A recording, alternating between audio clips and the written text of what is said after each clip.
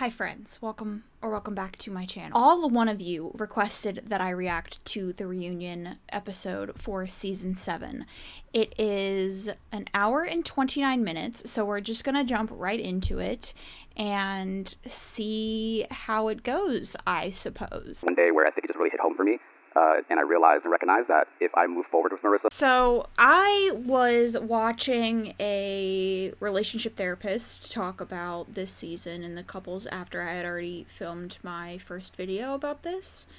And I was interested to see where she was coming from with Ramses and... I can never remember her name. Their relationship. Because, for me, there was a lot of, inconsistencies with Ramses' behaviors, because from what we saw in the show, he seemed very, let's talk about our emotions and our feelings, and it's all about consent and what you want to do, and I'm very open to all of this stuff. And then when we actually saw the problems in the relationship or the things that were coming up, they didn't seem to match with who he was.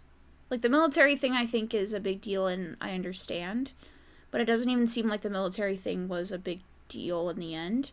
But the physical intimacy and the lack of communication and the birth control thing, if it comes down to compatibility, it is what it is, it's you either make it work or you don't. And I think when you're in the pods and you're not seeing each other and it's this very idealized version of a relationship, even on vacation, it's very hard to understand people when they're not commuting 2 hours every day like she was, or going through periods, or getting sick. I respect him for making that decision, because I think her mother is right that they could have gotten into that relationship and been very unhappy ultimately, because I can see him either trying to change or be miserable, or her trying to change who she is and be miserable. So I don't necessarily think that either of them has the worst intentions. I just don't think that they are at the end of the day compatible, even though they have a lot of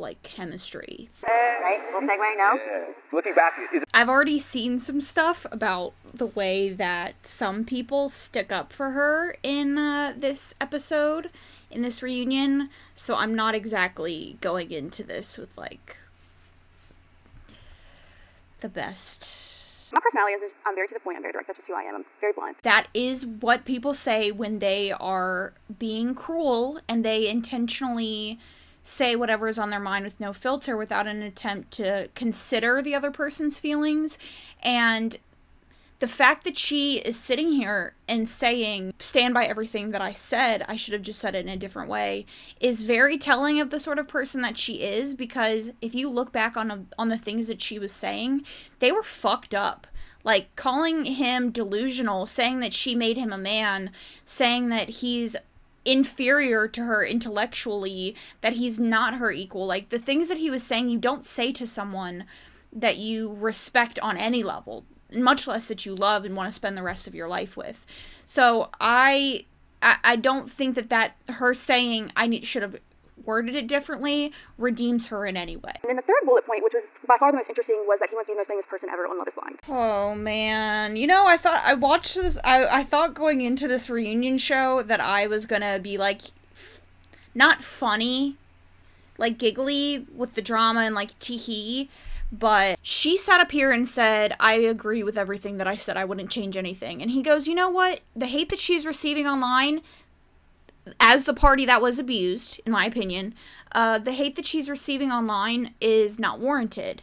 And so she just blows his shit up, continuing to try to make him look bad, because she's being rightfully called out for her behavior on the show. Regardless, whether he is there for fame or not, you were emotionally abusive to him. The things that you said to him were terrible. Things that you should never say to another person.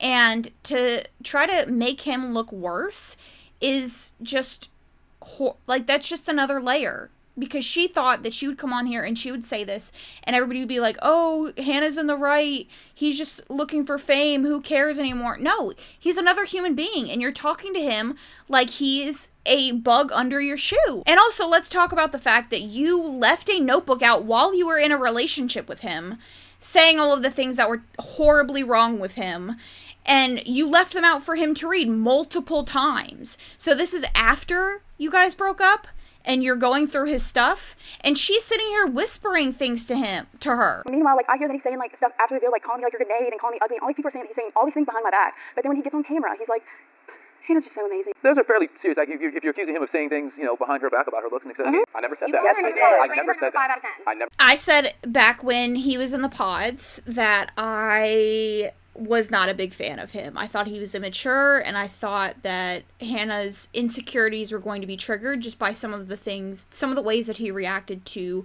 traumas that she would share about her weight in particular and the way that she looks. And it's not shocking to me that he came out of the pods and said that. It's also not necessarily shocking to me that he would want to get famous, like I said back in the pods. I think her behavior and her emotional abuse towards him definitely overshadowed some of his own behavior and some of his own immaturity.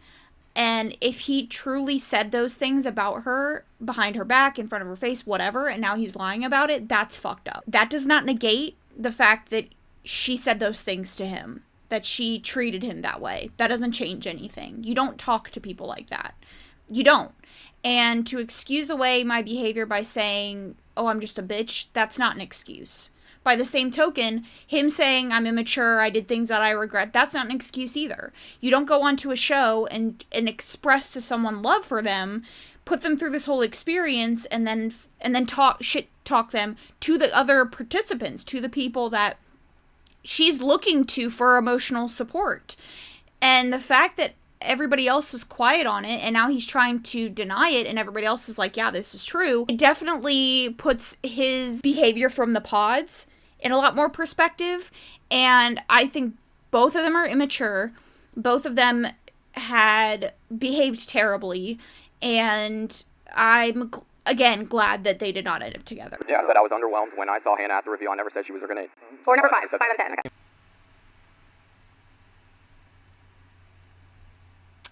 I was underwhelmed. Wow. I'm not secure in this. You don't trust me. That's. Why would she be secure in this if you're going behind her back and telling people that she's a 5 and she looks like a grenade? What the fuck does that even mean? Well, I think we are all dying to know what exactly was in those. There were DMs set. Let's get to the thick of this. I'm not gonna like this. Oh my god, the way he's already starting out is terrible. Something that I noticed in the initial show about their relationship was I don't necessarily think that their attraction and interest in each other really translated outside of the pods. I don't necessarily think there was like an insane amount of mental, emotional, physical attraction amongst them, because every single time they would do an interview with her, she would just talk about, well, I don't usually like this, but because it's him, I like it, which is just an odd thing to continually bring up. And like, it's sort of like a backhanded compliment, like, I don't usually like guys that don't have degrees, but I don't mind it here, kind of thing, and continually bringing that up, it's very clearly something that's on your mind, and I just didn't really see the relationship being long-term. I think he is a little too, I don't know, the things that he said were weird. She, I think, slowly started to not like a lot of things about him. He would apologize and not change the behavior. I think his apologies seem very fake, and he said early in the pods that he cheated on several partners and he got therapy, and some people are just like serial cheaters, and some of the things that he was saying in the pods were just, not in the pods, but like in the show, were just a little bit odd, a little bit like, eek, So I don't necessarily think that this story is true. I think he's bullshitting, and I think he knows exactly what was said, and I think he's gonna just say whatever he needs to say save face, because I imagine he probably is getting a lot of shit. Never met her in person, only talked to her that one day. I know what it sounds like, but that's the truth. So is he just talking about fetishes to random people on Instagram? Sleeping while the in-laws are in town. I have been sitting and thinking about this relationship since I watched the show, and I'm very interested to see how this goes. The summation of my opinion is that he says all the time, I think his name's Tim, that he wants a woman that'll clap back and that will like put him in his place. I don't think he does. I think he wants someone who will initially fight with him, and then he wants someone very submissive that he can joke around with, but at the end of the day will do everything that he says. That's my opinion. Everything with this process and how I felt about her so seriously from the jump. I think he did way too much in the beginning. I don't want to call it anything, but he forced a lot of big emotions on her that I don't necessarily think she would have reached in that short of a time frame, and I think it created a little bit of a bond between them, I guess. Not a trauma bond, just to be clear. Y'all asked men to take you seriously, and why would you belittle me? So why are you got your finger in my face and yelling at me because I don't want to talk to you? Y'all ask men to take you seriously. Why would you belittle me like that? Laugh at everything that she says. Oh, you literally have been laughing at everything she says. That's disrespectful. You have no room to call her disrespectful. Maybe this is something to hash out personally.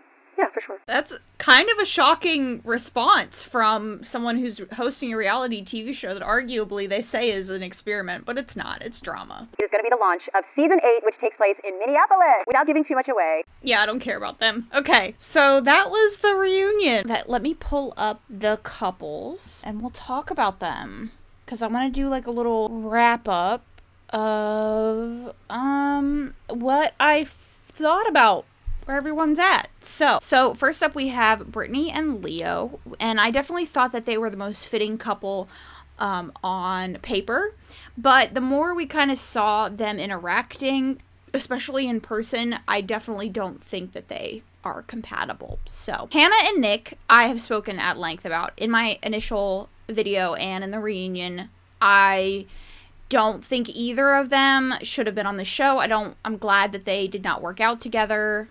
I'm glad they didn't work. I'm glad to hear that Hannah's in therapy and working on herself, and I hope that Nick also works on himself a little bit or evaluates some of his desires, I guess, in life. Monica and Steven, again, don't really think that outside the pods they worked that well. I don't think Monica was really into Steven that much, and I think Steven was just kind of a weird guy. He said a lot of stuff that just like was a little bit red flaggy. So I'm not shocked that they didn't end up together. I thought they might end up together and then not make it, but I'm glad that they didn't like go to the altar with it. Tyler and Gail, obviously, we love them. I think they're so cute. They're like definitely a long term, like I can see them lasting. I think they're adorable. Ashley and Tyler, they're my favorite. I loved watching them fall in love in this season. I think they're so sweet, and I hope that they find eternal happiness with each other. Marissa and Ramses, initially I was shocked that they didn't work out after a couple of conversations where it just seemed like some of their morals didn't align. That seemed like a much bigger deal than Ramses was maybe making it seem. After some conversations, I definitely understand why things were ended, and like her mom said, I'm glad that he ended it before they became married. Alex and Tim, yeah, I don't know about Tim. I think there's definitely some things about him that I appreciated, his vulnerability and things, but there's definitely some things about him that I did not appreciate, that I think were ultimately the end of their relationship. Obviously, like I say with all of the couples, we didn't see every moment of their relationship, but just even his behavior and some of the things that he said at the reunion. Yeah, overall, I think that it was a good season. I was really interested in the couples and seeing some of them make it, see how it went. I would definitely be interested in doing the next season, probably in a different format, probably not in a reaction way like this, but I still would love to talk down below. Have you watched this season? What were your thoughts? Who was your favorite couple? Let's talk. Thank you so much for watching. Please consider subscribing if you haven't already. Check out my backlist if you want more content from me. Thank you so much for watching, and I'll catch you guys in my next one.